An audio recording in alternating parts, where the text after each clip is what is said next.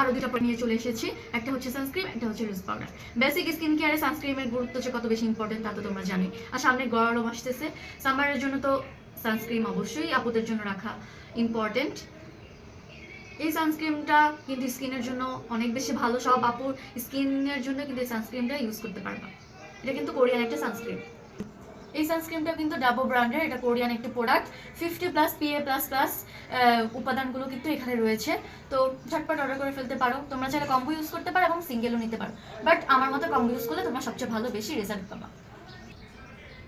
এটা হচ্ছে দেখো তোমরা, এটা কিন্তু অরিজিনাল প্রোডাক্ট। আমাদের বাংলাদেশে কিন্তু অনেক 2 নম্বরের প্রোডাক্ট আছে, বাট আমরা তোমাদেরকে অরিজিনাল ভালো ব্র্যান্ডের প্রোডাক্টগুলো দিয়ে থাকছি। একেবারে অথেন্টিক প্রোডাক্টগুলো তোমরা কিন্তু পেয়ে যাবে আমাদের পেজে।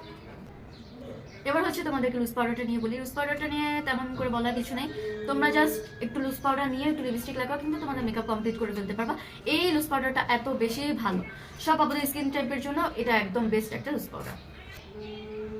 এই লুজ পাউডারটা কিন্তু তোমাদের সান প্রোটেক্ট করবে এবং খুব বেশি স্কিনের জন্য ভালো হবে।